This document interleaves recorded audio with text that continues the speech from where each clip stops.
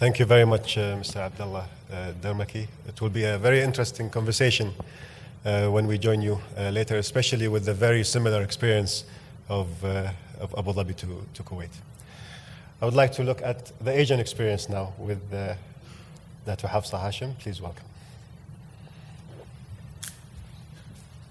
Thank you. Bismillah ar-Rahman ar-Rahim. Assalamu alaikum wa rahmatullahi ta'ala barakatuh. And to the non-Muslims in the room, I bid you the universal greetings of peace and that salam. Very thank you to the organizers, that's National Fund of Kuwait, for inviting me here. And I must have at outset congratulate Dr. Mohammed Zuhair and the board members of the National Fund of Kuwait for coming up with this forum, and more so for initiating this the National Fund of Kuwait. While both the Khalifa Fund and the National Fund have got the front name fund, from the Asian experience, fund is something that's elusive, right?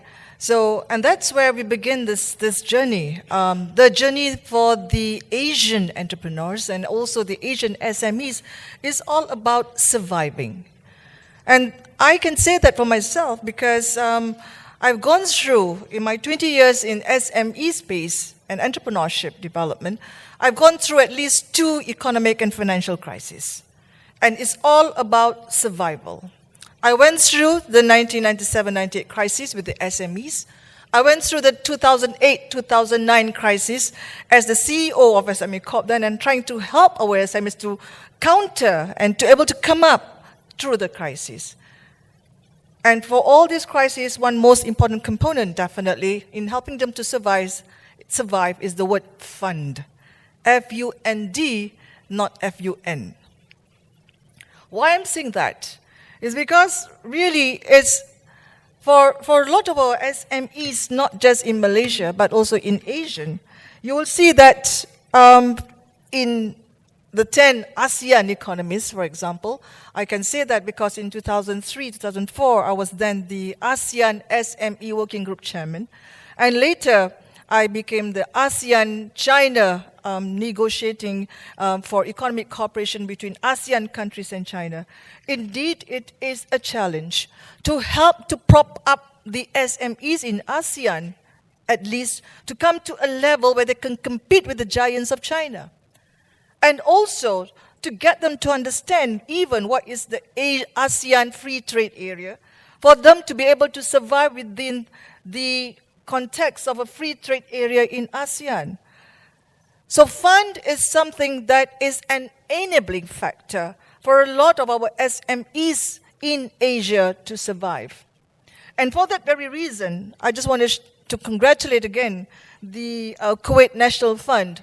I would say that now, within the context of the declining oil prices, you were actually proactive and able to create this Kuwait National Fund, preparing our SMEs really to catch on the next wave of economic development.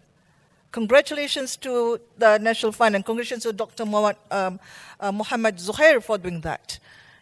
This is indeed visionary. This is indeed being able to see 10 steps ahead, what's coming and looming in the future. And that's what we are here today discussing at 0 feet, not at 30,000 feet, the implementation of those policies, of those programs, of those access to the funds that's important. A lot has been said this afternoon today on the ecosystem.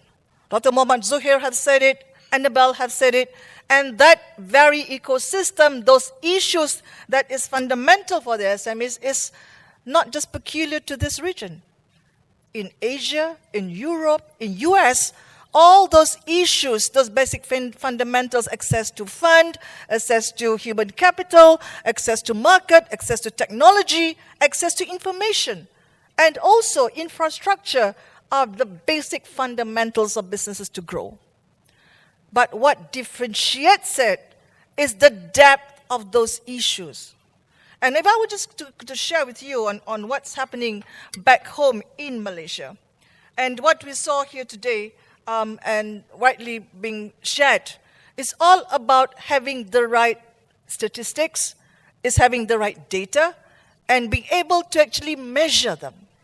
Remember, What you can't measure, you can't plan. And when you can't plan, you can't manage. And that's the reason why Dr. Muhammad Zuhair said he wants to do a census. Because he wants to measure exactly what's happening at ground zero.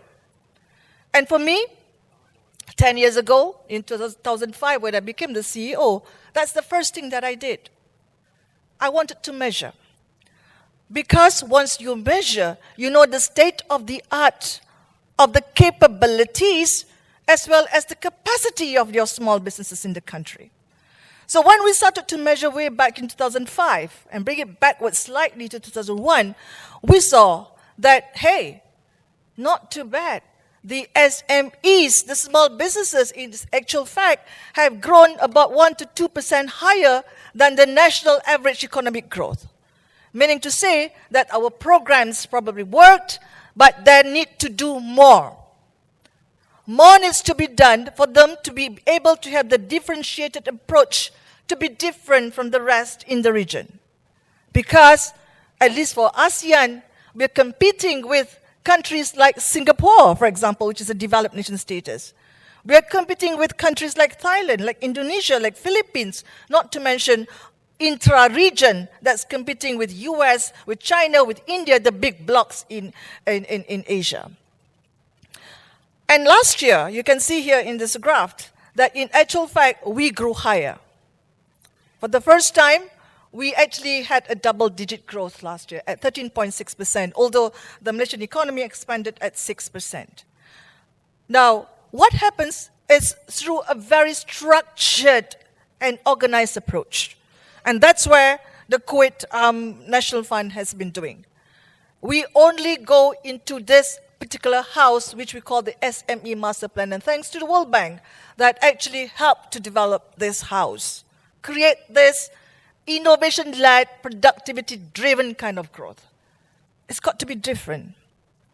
Because in a small country like Malaysia, and probably in a small country like Kuwait, in Malaysia we've only got 30 million population. And in terms of competitiveness, you and I would have understood that you would not be able to get economies of scale with a 30 million population. And therefore, it's all about nothing else but internationalization, internalization, internationalization. They've got to go beyond borders. And because of that, you see today, even this morning, the power of ICT is so very important in this new era. And when you talk about e-commerce trade, as rightly discussed by a lot, this morning session, it's $1 trillion trade. And if you talk about increase in business formation, that what we have here on this board is all about inclusivity. It's about getting the young, the youth, and not to mention also the tacit talent of the women who are at home. They can also be sources of businesses, of revenue-generating businesses.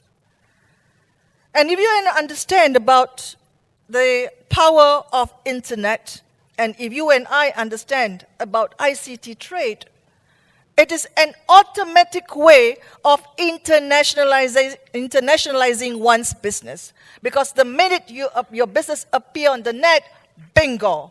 You're just not in Kuwait, you're just not in Malaysia, you're already to the rest of the part of the world. And that's why we have to actually remember what McKinsey did in the report last December. What they have done is that they said there are two things that's going to differentiate the world in 2030. Number one is the big data analytics. And number two is about online retail business. Because in 2030, you and I don't even have to go to the hypermarkets. Because of the big data analytics, what's available in your fridge already has been communicated to the next hypermarket in your town. And they will be able to tell you that you need to buy 2 more chicken, 1 more slab of butter, etc., etc. And I'm seeing it for themselves. I'm seeing it because about 7-8 years ago, when I was at the Matsushita Science Center, Research Center, I saw exactly what's happening with this intelligent fridge in their science center. And that's what big data analytics is all about. That particular fridge is so intelligent that it's able to know you have to buy two chicken, you've got to buy another slab of butter, blah, blah, blah, blah. And that information straight away goes to the hypermarket, and hypermarket already sent to you, just pay the bill online. All right? So that's where it goes into this entire different ball game together in terms of doing business. And for us, we've got this increased business formation as our number one goal, primarily very important because that is where the dynamism, that is where the agility, that is where the robustness of businesses lies. And that lies in your young ones, in your youth, in the women. Don't forget them, all in the name of inclusivity.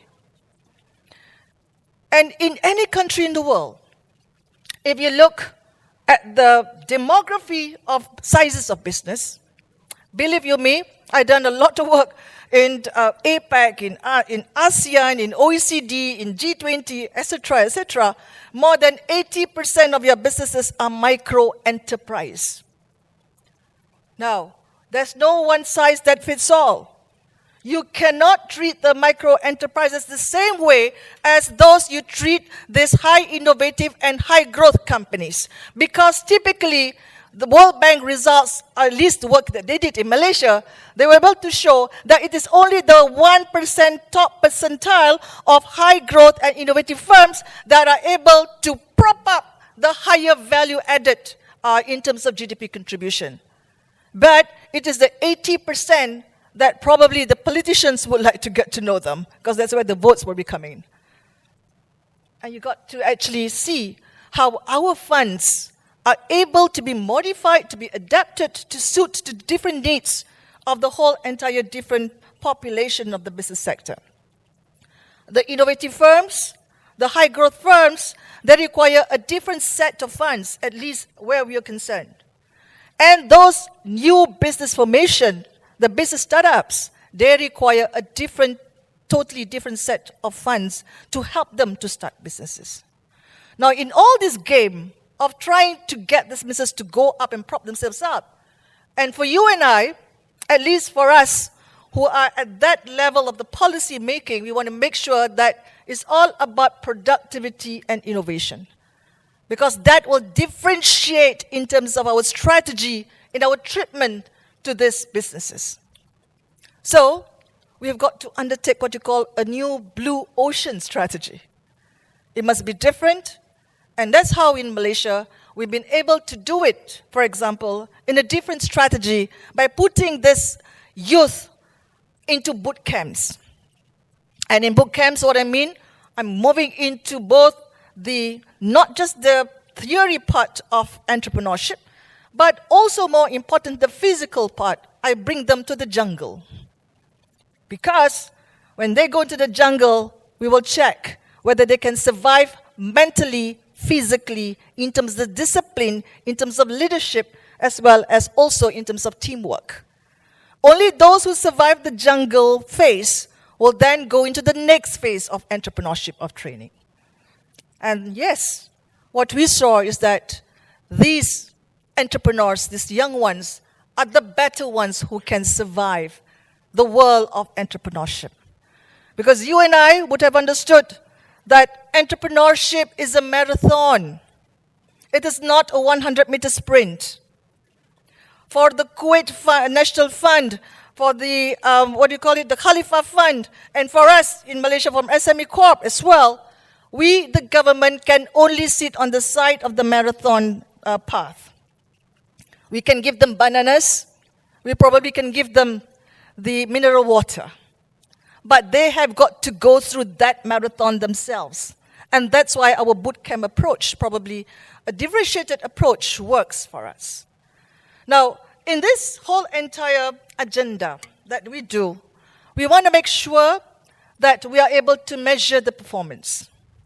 And as we talk about funds today, it's all a lot of funds. For SME Corp and for Malaysia, for example, it's about, I think we heard about access to funds, technology, blah, blah, blah, blah. But for access to funds for 6 consecutive years, Malaysia has been number one before. until last year World Bank changed their parameters of measuring access to credit. Then we dropped with a big thud to number 23. It's a good signal. There's no comfort zone. From number 1, 6 years, I've been invited to speak everywhere to the most remotest part of the world. How did Malaysia do it in terms of access to credit and becoming number 1? 84% of our loans are approved for SMEs, for example. Suddenly when we dropped to number 23, that was a big eye-opener for us. Hello, where have you been? You've been number 1. Suddenly you drop. 23. Wake up. Wake up and check. Why did we drop to number 23, 2014? It was very interesting for me.